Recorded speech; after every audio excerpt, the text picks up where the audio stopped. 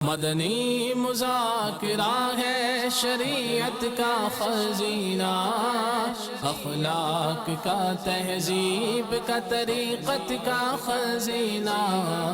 مدنی مذاکرہ ہے، مدنی مذاکرہ، مدنی مذاکرہ ہے، مدنی مذاکرہ، مدنی مذاکرہ۔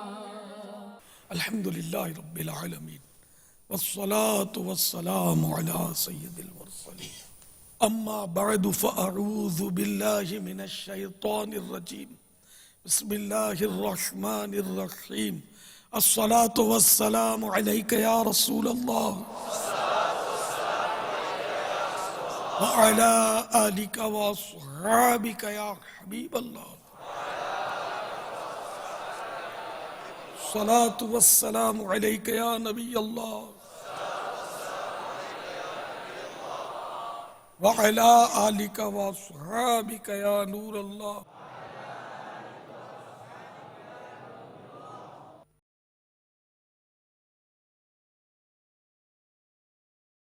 ضیاء درود و سلام صفحہ نمبر 10،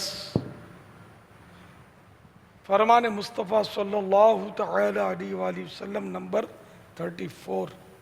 شب جمعہ اور روز جمعہ یعنی جمعرات کے غروب آفتاب سے لے کر جمعہ کا سورج ڈوبنے تک مجھ پر درود پاک کی کثرت کر لیا کرو۔ جو ایسا کرے گا قیامت کے دن میں اس کا شفیع و گواہ بنوں گا۔ صلو علی الحبیب صلی اللہ تعالی علی محمد۔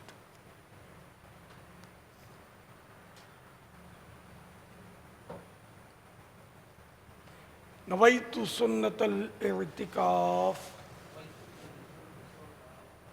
اچھی اچھی نیتیں شامل رکھیے۔ اول تاخیر مدنی مذاکرے میں شریک رہتے ہوئے علم دین حاصل کروں گا، اس کی رکاوٹیں دور کروں گا۔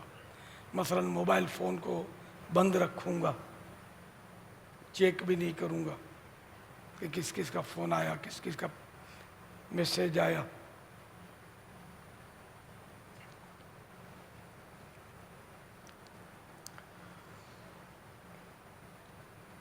مغرب کی نماز کا انتظار کروں گا، اس کا بھی ثواب ملے گا۔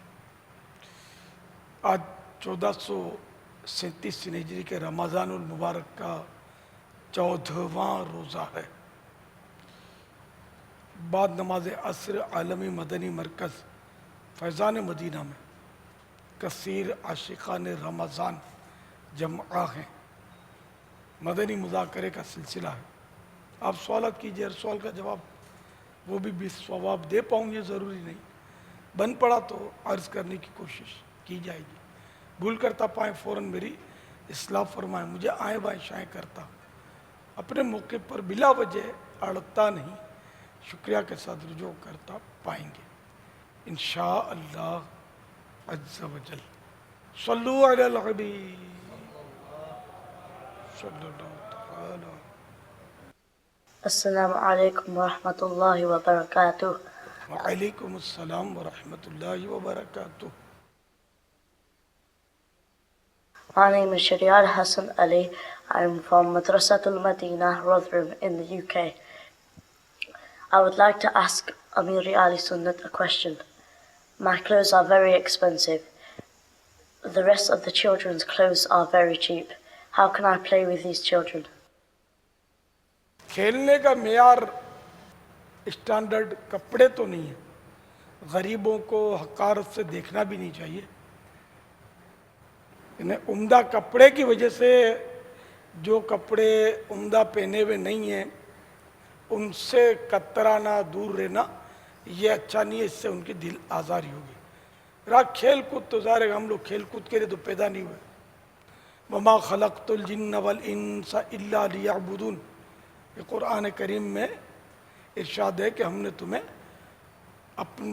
نے انسان اور جنوں کو اپنی عبادت کے لیے پیدا فرمایا ہے۔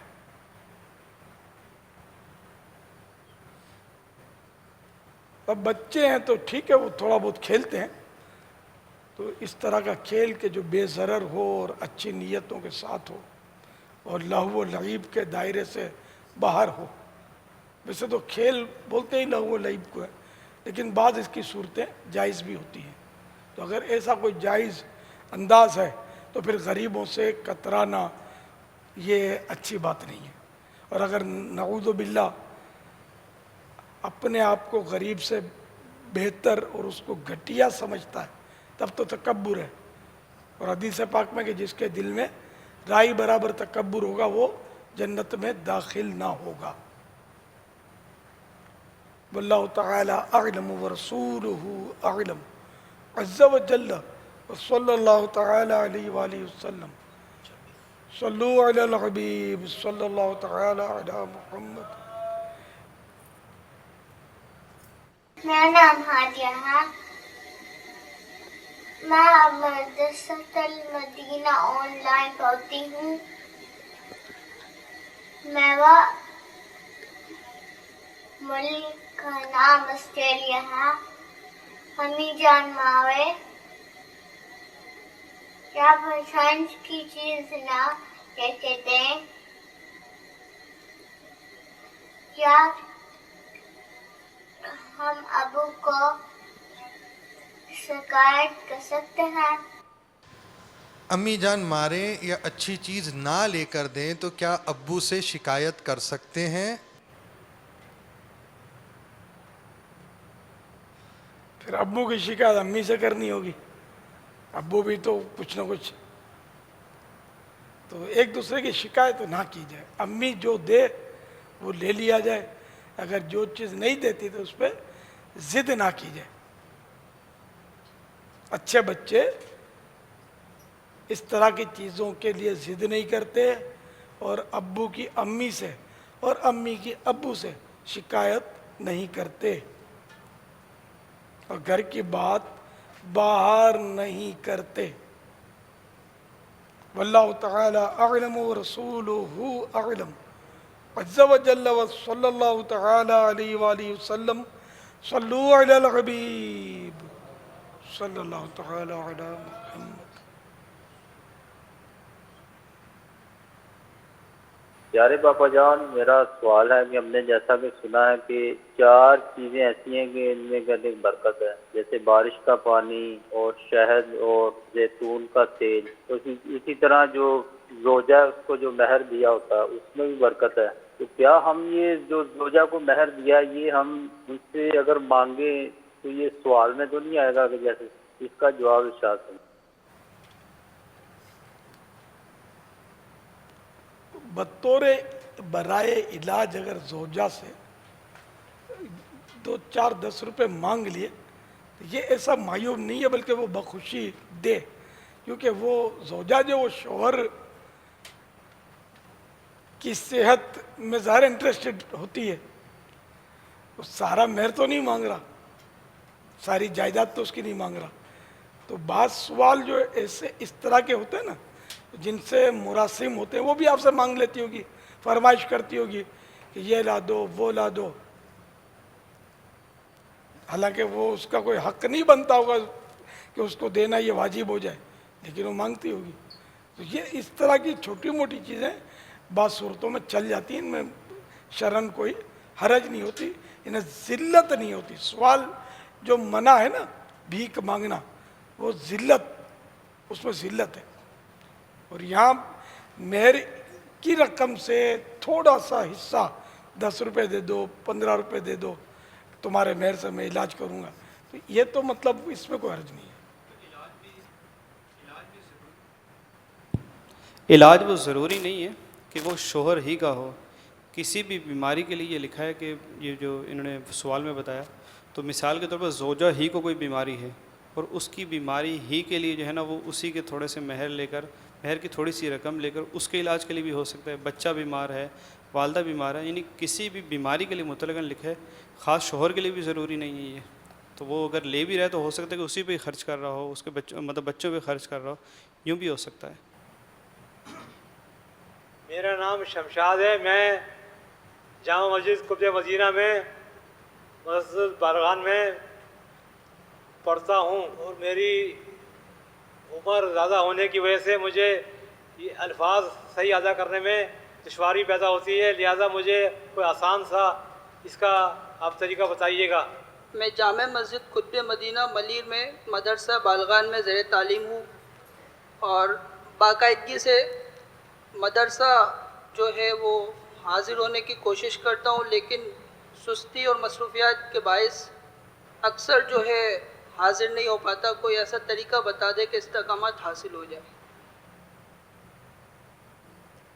قرآن کریم کی اہمیت اپنے اندر اجاگر کیجئے اور اپنے آپ کو ملامت کیجئے کہ اتنی عمریں ہو گئی اور قرآن کریم ابھی تک میں نے نہیں سیکھا۔ تو چلو صبح کا بھولا شام کو لوٹے، اس کو بھولا نہیں کہتے، مرنے سے پہلے پلٹ آیا، جی آیا نو۔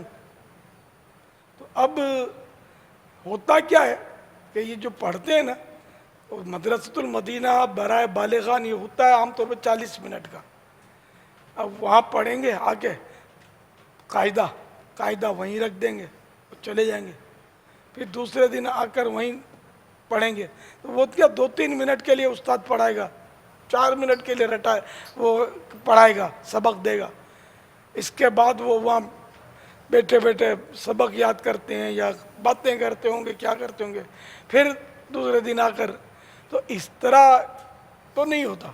دنیاوی تعلیم جو لیتے ہیں وہ اس کا گھر میں لیسن ان کو یاد کرتے ہیں، ٹیوٹر کی خدمات لیتے ہیں، پھر یہ کہ اسٹڈی سینٹر جاتے ہیں، وہاں پڑھتے ہیں، پھر جو ذہین طالب علم ہو اس سے ترکیبیں بناتے ہیں، اس سے سیکھتے ہیں، استاد کے پاس گھر پہ جا کر سیکھتے ہیں، تو پھر کہیں جا کر وہ کچھ پڑھ کے نکلتے ہیں۔ تو اب قرآن کریم نہیں آتا، اس کا کوئی صحیح باروں میں افسوس بھی نہیں ہے، بس کوئی ایسی پھونک مار دو، کوئی دم کر دو کہ ہم کو قرآن کریم آ جائے، استقامت بھی مل جائے، سب کچھ ہو جائے۔ کھانے پر استقامت ہے؟ کیسی استقامت ہے؟ اب بھی سے انتظار ہے کہ کب سورج ڈوبے، کب مغرب کی نماز سے فارغ ہوں اور کب ہم ہوں اور بریانی ہو، ہم ہوں اور غذائیں ہوں، ہے نا؟ کیسا انتظار ہے۔ معتکفین حالانکہ عبادت کے لیے آتا ہے، اور مغرب کے بعد یاسین شریف سورۃ الملک پڑھی جاتی ہے، لیکن کہاں دل لگتا ہے؟ دل تو پھنسا ہوتا ہے کھانے میں، تو دلچسپی نہیں ہے۔ کھانے میں کیسی استقامت ہے نا؟ زبردست استقامت ہے۔ اچھا پھر کام دھندا ہے، دکانداری ہے، اس میں تو استقامت ایک تعداد کو استقامت ہے۔ تو یہ مصروفیت کا ہی تو ہم کو مطلب بہانا ہے، یا عذر ہے کہ ہم کو ٹائم نہیں ملتا، مصروفیت ہے، ہم قرآن کریم کیسے پڑھیں؟ تو یہ قیامت کے دن ابھی آپ کو دکان بچا لے گی یا قرآن بچا لے گا، اس پر غور کرنا ہے۔ حسب ضرورت روزی بھی کمانی ہے، لیکن ہماری مصروفیت حسب ضرورت کے لیے نہیں ہوتی، مال بڑھائے چلے جانے کی ہوتی ہے مصروفیت۔ تو اللہ تبارک و تعالی توفیق دے، تو آپ سارا دن اس کو یاد کرتے رہیں، موقع بموقع تلفظ جو طریقہ بتائے گا مخرج سے نکالنے کا حرف، اس کا رٹا لگاتے رہیں، اس کو کوشش کرتے رہیں، آئینے کے سامنے کھڑے ہو کر اکیلے میں تو نکالتے رہیں، اپنے کو دیکھ دیکھ کر تھوڑا اس میں بھی کچھ یوں ترکیب بن جائیے۔ منہ بگاڑنا بھی نہیں چاہیے، حرف ادا کرتے وقت مخرج سے منہ بگڑتا ہے نا، یہ عیب ہے۔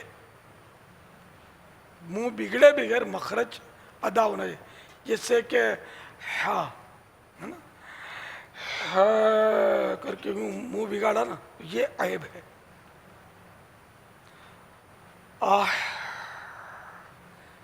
یہ ہاں اس طرح مطلب سکھاتے ہیں۔ تو اس کے لیے پریکٹس کیجئے، کوشش کیجئے کہ کم از کم اتنے درست ہو جائیں مخارج، حروف کے معنی نہ بدلیں۔ واللہ تعالی اعلم ورسولہ اعلم، عز و جل و صلی اللہ تعالی علیہ وآلہ وسلم۔ صلو علی الحبیب صلی اللہ تعالی علی محمد۔ میرا نام ڈاکٹر آصف شہزاد ہے، میں باولپور سے بلانگ کرتا ہوں۔ ڈائبٹیز کے حوالے سے، شوگر کے حوالے سے کچھ لوگ اکثر ایسے ہوتے ہیں کہ گرم علاقے کے روزہ نہیں رکھتے، اور جی یہاں گرمی ہے بہت زیادہ، جیسا کہ ہمارے باولپور میں بہت زیادہ گرمی ہے، اس کے مقابل کشمیر میں، مظفر آباد میں، اس علاقے میں ٹھنڈ ہے، تو اس یہاں پہ ٹھنڈ کی وجہ سے روزہ اکثر لوگ رکھتے ہیں۔ باولپور میں گرمی ہے بہت زیادہ، تو وہاں روزہ بہت کم رکھتے ہیں۔ تو اس میں میں یہ پوچھنا چاہتا ہوں کہ جو زیادہ گرمی کی وجہ سے روزہ اکثر لوگ توڑ بھی دیتے ہیں، یا شوگر کی وجہ سے نہیں رکھتا، تو اس کے لیے آپ کا کیا حکم ہے؟ یہ میرا سوال ہے۔ شوگر کے مریض پر روزہ فرض ہے۔ اب اگر کوئی طبیب حاذق یعنی ماہر ڈاکٹر اسپیشلسٹ باشرع غیر فاسق یہ کہتا ہے کہ روزہ رکھنے سے جان کا خطرہ ہے، یا مرض بڑھ جائے گا، یا مریض دیر میں اچھا ہوگا، عقل چلی جائے گی روزہ رکھے گا، تو اس طرح کے اگر وہ ڈاکٹر جس کا میں نے ابھی بتایا ہے نا، تو اگر وہ کہتا ہے تو پھر روزہ قضا کیا جا سکتا ہے، توڑا بھی جا سکتا ہے رکھ کر، ایسی صورت پیدا ہو جائے تو، یا خود اس کا اپنا مریض کا یہ تجربہ ہے کہ اس کو ایسا ہو جاتا ہے تو بھی یہ توڑ سکتا ہے۔ تو اس کا مطلب یہ معاف نہیں ہو جاتا، یہ بعد میں اس کو رکھنا ہوگا قضا۔ اب جیسے سردیوں میں یہ رکھ لے گا تو بھلے سردی میں قضا کر دے، مگر وہی صورت بنتی ہے جو میں نے عرض کی، خالی شوگر ہے اور پیاس لگتی ہے، اور پیاس تو تندرست کو بھی لگتی ہے، نڈال تو تندرست بھی ہو جاتا ہے۔ شام کے وقت تو ایک تعداد ہے جو ویسے ہی نڈال پڑی ہوگی، ابھی جبرن خیرن بیٹھی ہوگی، ہو جاتا ہے، مطلب بھوک سے، پیاس سے، پسینے میں، پیشاب میں نمکیات نکل جاتے ہیں تو بندہ کمزور ہو جاتا ہے۔ اب اس کا مطلب یہ تھوڑی کہ روزہ نہ رکھے کہ میں شام کو کمزور ہو جاتا ہوں۔ صورتیں جو میں نے بتائی نا، جان کا خطرہ ہو اور اس طرح کی صورت ہو نا، عقل چلی جانے کا خطرہ ہو، تو اجازت وہ رعایت ملے گی، لیکن پھر بھی روزہ معاف نہیں ہے، قضا اس کی فرض ہے۔ واللہ تعالی اعلم ورسولہ اعلم عز وجل وصلی اللہ تعالی علیہ وآلہ وسلم۔ صلو علی الحبیب صلی اللہ تعالی علی محمد۔ میرا نام عزیر ہے، میں منصرہ سے بات کر رہا ہوں، اور میرا حضرت صاحب سے یہ سوال ہے کہ وضو کے درمیان جو ہم بار بار کلی کرتے ہیں، کیا اس سے روزہ ٹوٹ جاتا ہے؟ وضو کے درمیان بار بار تو کلی نہیں کی جاتی، 3 کلیاں کی جاتی ہیں، تو اگر کوئی بار بار کرتا بھی ہے تو وہ غلط کرتا ہے، وضو کے درمیان اگر وہ کرتا ہے تو بلا ضرورت، ٹھیک ہے نا، مگر 100 مرتبہ بھی کوئی کلی کرے تو روزہ نہیں ٹوٹے گا۔ واللہ تعالی اعلم ورسولہ اعلم عز وجل وصلی اللہ تعالی علیہ وآلہ وسلم۔ صلو علی الحبیب صلی اللہ تعالی علی محمد۔ ہم نماز پڑھنے جاتے ہیں تو چپل چوری ہو جاتی، تو دوسری چپل اٹھا سکتے ہیں یا نہیں؟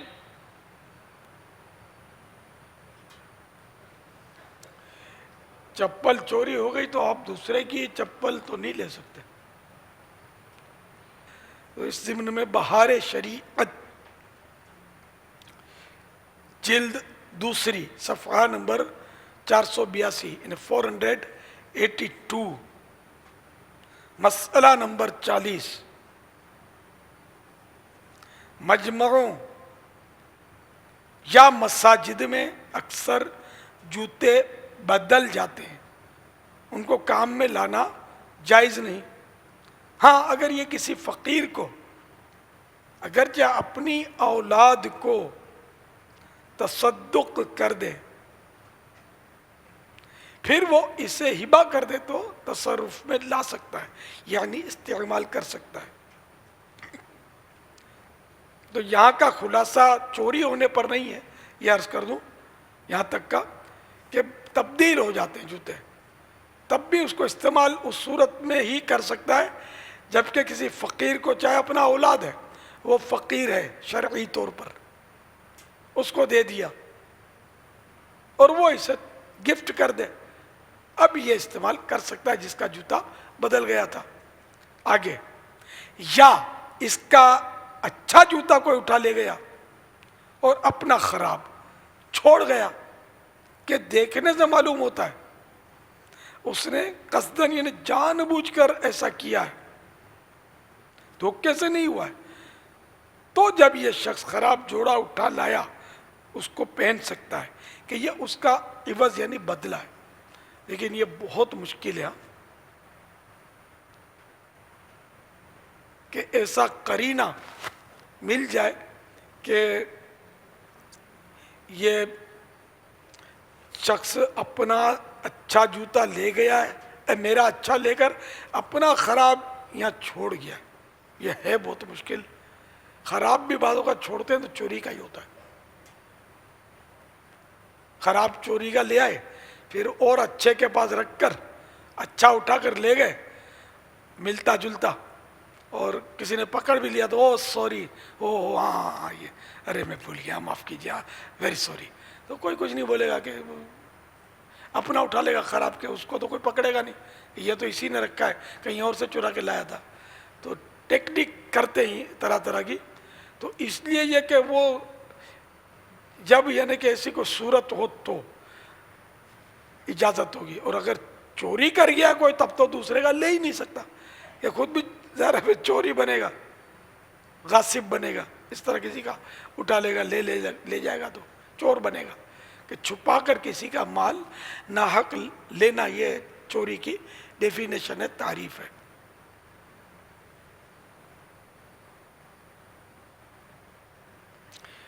واللہ تعالی اعلم ورسولہ اعلم عز وجل وصلی اللہ تعالی علیہ وآلہ وسلم۔ صلو علی الحبیب صلی اللہ تعالی علی محمد۔ سوال یہ کرتا ہوں کہ کیا مسجد میں سونا جائز ہے؟ اگر معتکف ہے تو اس کے لیے جائز ہے، اعتکاف کی نیت ہے تو سو سکتا ہے، نفل اعتکاف کی نیت ہے تب بھی سو سکتا ہے۔ واللہ تعالی اعلم ورسولہ اعلم عز وجل وصلی اللہ تعالی علیہ وآلہ وسلم۔ صلو علی الحبیب صلی اللہ تعالی علی محمد۔ لیکن یہ ذہن میں رہا کہ مسجد کو گھر نہیں بنانے کی اجازت، کیا بھئی اگر روز اعتکاف کی نیت کرے اور رات گزارا کرے وہاں اور سویا رہے، اس کی اجازت نہیں ہے، یہ تو مسجد ریسٹ ہاؤس نہیں ہے۔ واللہ تعالی اعلم ورسولہ اعلم عز وجل وصلی اللہ تعالی علیہ وآلہ وسلم۔ صلو علی الحبیب صلی اللہ تعالی علی محمد۔ میرا نام شاہد ہے جی، ایبٹ آباد سے بات کر رہا ہوں۔ میرا سوال آپ سے یہ ہے کہ روزے ٹوٹنے کی جو شرائط ہوتی ہیں، کچھ لوگ بعض طور پہ ایسا کہتے ہیں کہ زیادہ الٹی ہونے کی صورت میں ٹوٹ گیا ہے، کچھ لوگ کہتے ہیں کہ خون نکلنے کی صورت میں ٹوٹ جاتا ہے، کچھ لوگ کہتے ہیں کہ بھول کر کھانے کی وجہ سے ٹوٹ جاتا ہے، لیکن اس میں جو اہم شرائط ہوتی ہیں، جو شریعت کے مطابق شرائط ہوتی ہیں، جن کا سیم ساتھ ہونا لازمی ہوتا ہے، وہ شرائط کیا ہیں؟ روزہ یاد ہوتے ہوئے اگر کھایا یا پیا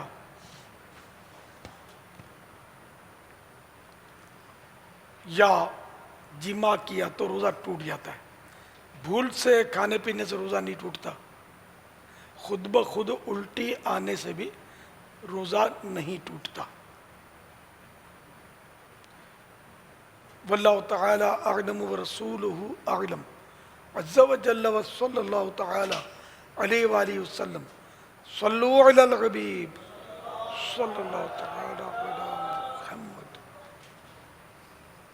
حاجی صاحب الحمدللہ شہید مسجد کے اندر آپ کے پیچھے نماز پڑھنے کی سعادت ہماروں کو ملتی تھی اور 10 سننے کی سعادت ملتی تھی۔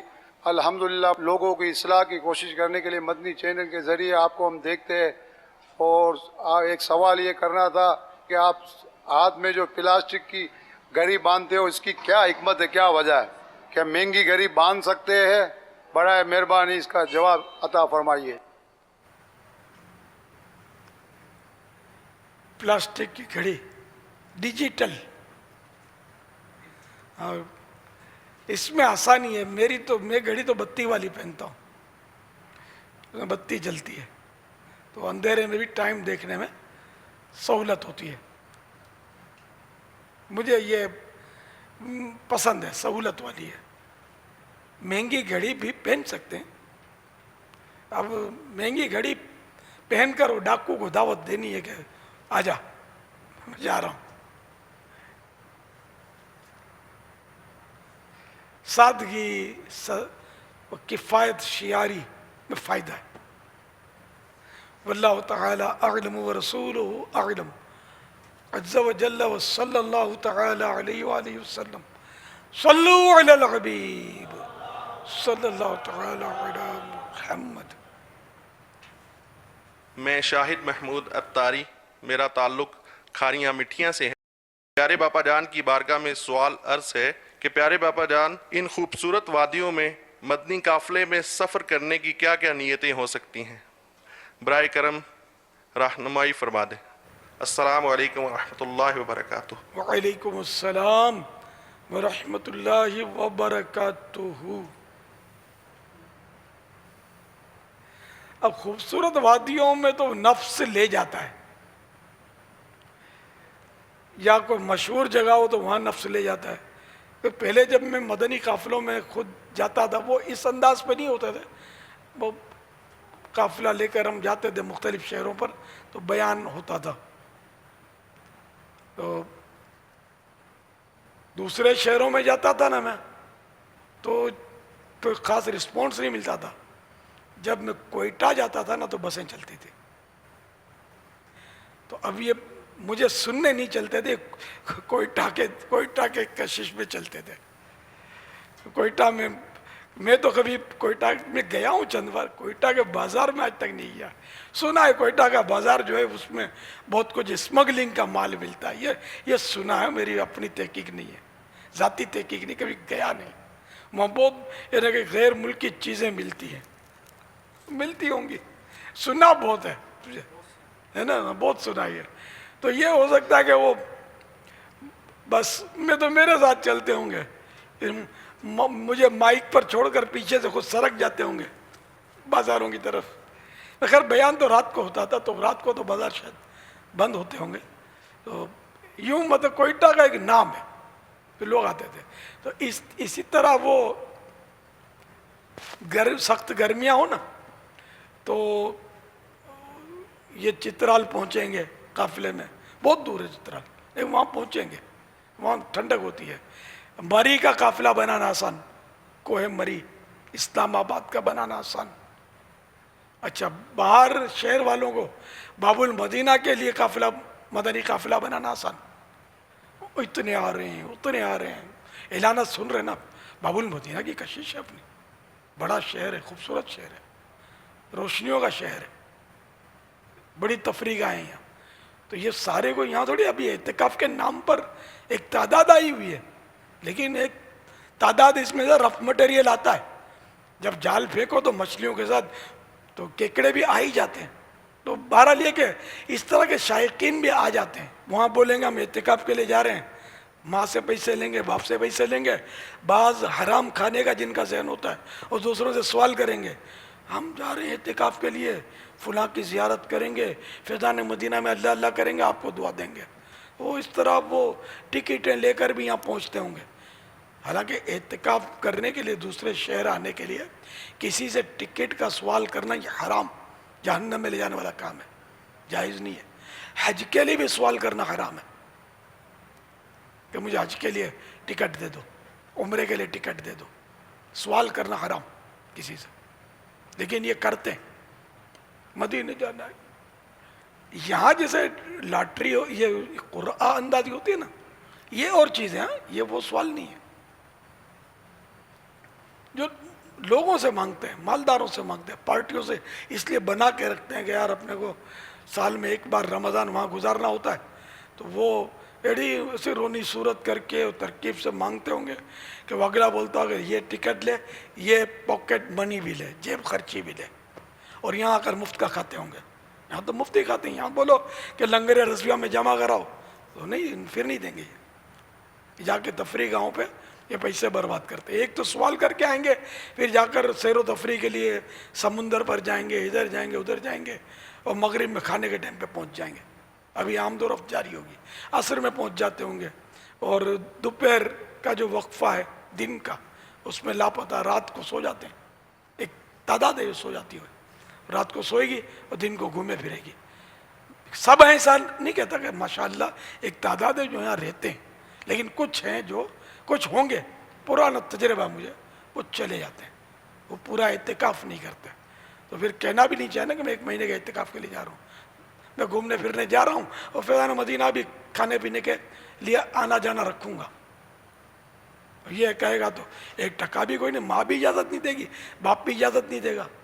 اب ماں باپ پوچھیں گے اگر میرا یہ بیان سن کر اپنی اولاد سے کہ تم نے یہ کیا تو نہیں تھا, تو وہ جھوٹ بول دے گا. کتنے گناہ کرنے پڑتے ہوں گے. تو ایسا نہ کیا کریں.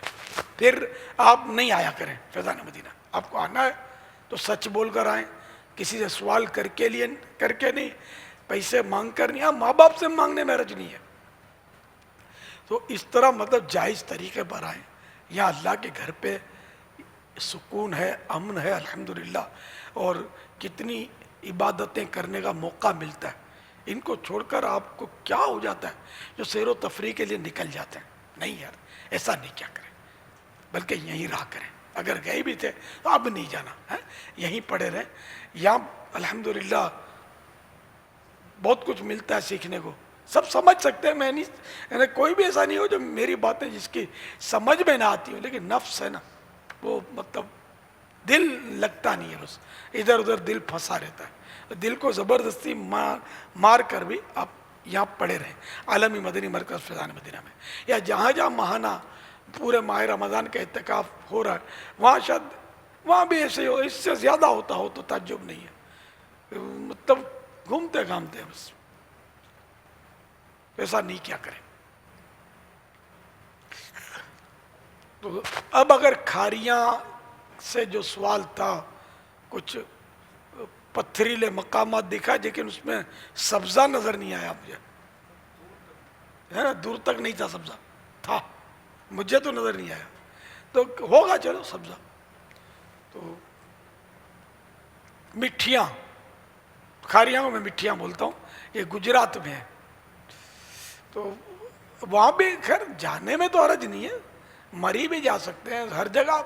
مجھے اپنی اور ساری دنیا کے لوگوں کی اصلاح کی کوشش کرنی ہے, لیکن یہ جا کر مدنی تربیت گاہ پر کہنا کہ مجھے فلاں جگہ پر سفر کرنا ہے, یہ دعوت اسلامی کا جو وفادار ہوگا نا, اس کا طریقہ نہیں ہے. اس نے اپنے آپ کو پیش کرنا ہوتا ہے کہ جس کھونٹے سے باندھ دو, جہاں بھیج دو. میں نے تو اللہ اور رسول کے احکامات عام کرنے, سنتیں سیکھنی ہے, سکھانی ہے, اپنی اصلاح کرنی ہے. تو پرفضا مقام پر جا کر موبائل یا وہ جو بھی ہے ساتھ ہو, اور جگہ جگہ پکچر بن رہے ہوں سبزہ زاروں میں, یہ کون سا مدنی قافلہ ہے؟ یہ مدنی قافلہ نہ کہا جائے اس کو, وہ تفریحی قافلہ کہا جائے. تفریحی قافلے دعوت اسلامی میں نہیں ہوتے, دعوت اسلامی میں مدنی قافلے ہوتے ہیں. تو ایک تعداد ہے جن کا ذہن ہوتا ہے گھومنے گھامنے کے حساب سے جاتے ہیں کہ چلو کچھ یوں بھی کر لیں گے, کچھ یوں بھی کر لیں گے, کچھ یار وہ تھوڑا سیر و تفریح بھی کر لیں گے. تو یہاں تک لکھا ہے کہ حج کے لیے جائے اور اس لیے جائے کہ یار تھوڑا یہاں کاروبار کی جھنجھٹ سے جان چھوٹے گی, ہم تھوڑا فریش ہو جائیں گے, چلو یار عمرہ کراتے ہیں, حج کراتے ہیں. مالدار لوگ جا رہے ہوتے ہیں. اگر اسی نیت سے جائے گا تو حج کا ثواب تھوڑی ملے گا. فریش ہو یا نہ ہو یہ اس کے نصیب. تو حج تو کرنا اللہ کے لیے, تو مدنی قافلے میں سفر اللہ کے لیے کرنا ہے. دل کے چور کو پکڑ کے باہر نکالنا ہے کہ تو نیت کر رہا ہے مدنی قافلے کی, سچ بتا جا کیوں رہا ہے. انما الاعمال بالنیات واللہ تعالی اعلم ورسولہ اعلم عز وجل وصلی اللہ تعالی علیہ وآلہ وسلم. صلو علی الحبیب صلی اللہ تعالی علی محمد. واللہ تعالی اعلم ورسولہ اعلم عز وجل وصلی اللہ تعالی علیہ وآلہ وسلم. صلو علی الحبیب صلی اللہ تعالی علی محمد. یہ ارشاد فرمائیے کہ اگر کوئی ایسی حالت میں فوت ہوا کہ اس کے رشتہ دار اس سے ناراض ہو، اب اس کا حق العبد کیسے معاف کرایا جائے جبکہ وہ ناراض رشتہ دار خود بخود تعزیت کے لیے آ گئے ہوں اور اس نے معاف کر دیا ہو؟ کیا اس کا معاف کر دینا کافی ہے یا نہیں؟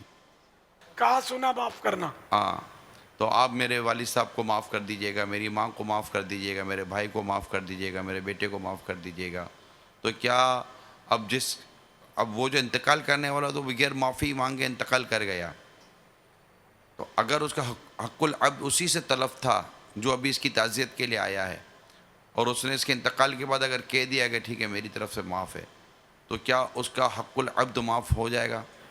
میں جو سمجھاؤں، جو حقوق معاف کرنے والے کو یاد ہے نا وہ تو معاف ہو جائیں گے، اور اس نے اگر معاف کیا تو، کیونکہ بعض حقوق ایسے ہوتا ہے کہ جو معاف کرنا آدمی نہیں گوارا نہیں کرتا اور نہ اس کی معافی مانگی جاتی. قرضہ ہے، اب 50 لاکھ کا قرضہ اس کے اوپر ہے اور وہ پارٹی تعزیت کے لیے آئی بھی ہے، تو شاید اس لیے بھی تو ہو سکتا آئی ہو کہ اولاد کی نظر میں رہوں تاکہ میرے کو دے دیں 50 لاکھ روپے.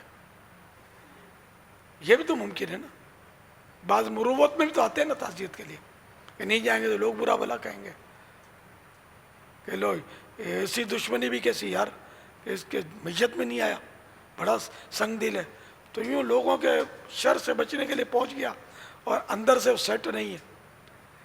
البتہ یہ اولاد کا کہنا کہ معاف کر دو ہمارے باپ کو، یہ بہت اچھی بات ہے. جنازے میں ہم بھی اعلان، پہلے میں تو کرتا تھا، اب خدا جانے کرتے کہ نہیں، حاجی امین کو پتا ہوگا، کرتے ہیں نا اعلان؟ جی بابا. ہاں، یہ اچھا ہے اعلان کرنا کہ مرحوم نے یا مرحومہ نے کچھ کہہ دیا ہو، کچھ ڈانٹ دیا ہو، کچھ دل دکھا دیا ہو، حق تلف کر دیا تو اس کو اللہ کے لیے معاف کر دیں، آپ کو بھی ثواب ملے گا. نماز جنازہ کا طریقہ امیر اہل سنت کا رسالہ، اس کے اندر یہ اعلان موجود ہے، اور جو بھی اس ٹائم میں شریک ہوں تو وہ یہ اعلان کیا کرے.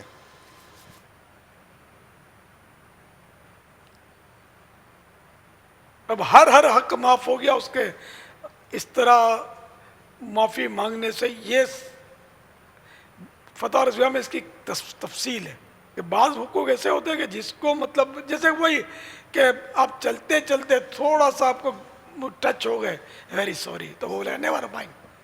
اور آپ نے چلتے چلتے اپنے بوٹ والا کسی پاؤں، ننگے پاؤں والے پر پاؤں رکھ دیا، ہو کر کے اس کی چیخ نکل گئی، ویری سوری، تو وہ نیور مائنڈ نہیں بولے گا، گھور کے دیکھے گا. یعنی وہ گویا متقاضی ہے اس چیز کا کہ یار میرا اندھا پاؤں کچل دیا، بولا ویری سوری. یعنی اب معافی اس طرح مانگنی ہے، اس کو ہاتھ جوڑنے، پیر کو ہاتھ لگانا ہے، یار میری توجہ نہیں تھی یار، آپ جو بولو یار میں پٹی کروا دیتا ہوں، مہربانی کر کے معاف کر دو یار، میری غلطی ہو گئی، تو اس کو ہو سکتا ہے رحم آ جائے اور معاف کر دے. تو ہر جگہ سوری اور ویری سوری نہیں چلے گا.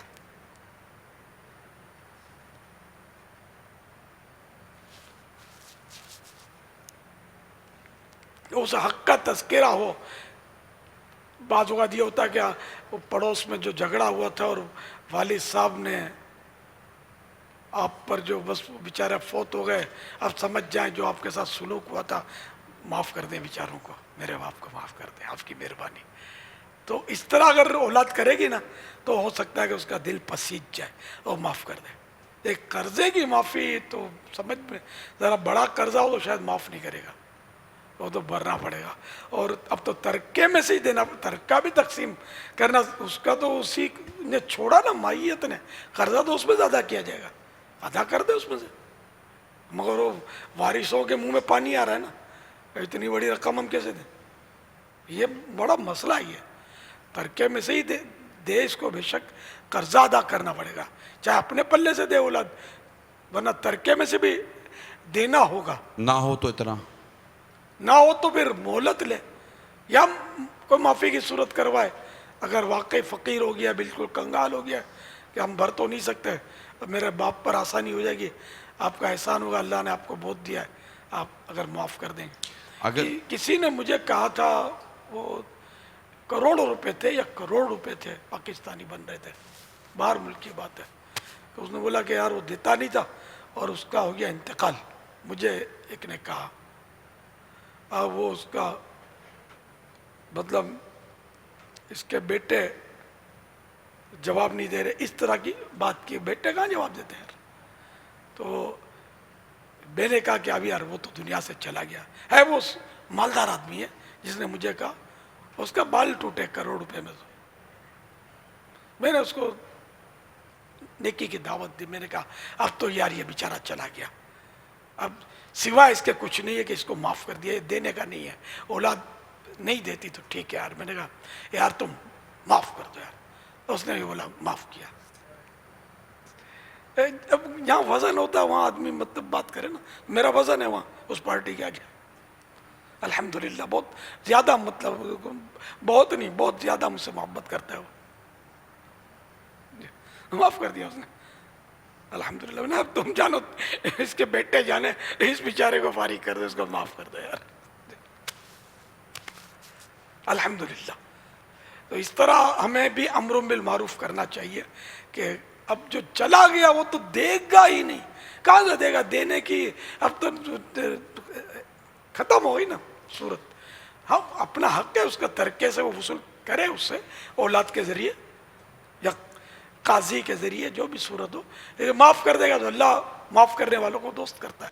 तो क्या ही बेहतर हो कि हम अपने कर्ज के मामले में संजीदा हो जाएं और जो कर्ज हम पर हों इसके हवाले से इसके उतारने में ये कोशिश करनी चाहिए कि मैं अपने मरने से पहले, और मौत का भरोसा नहीं है, मरने से पहले ही मेरे कर्ज की अदायगी की कोई सूरत बन जाए, या फिर इसकी कोई ऐसी सूरत बनाएं कि अल्लाह ना करे ऐसा ना हो कि हम दुनिया से चले जाएं और हम पर लोगों का ठीक ठाक या थोड़ा भी कर्ज हो।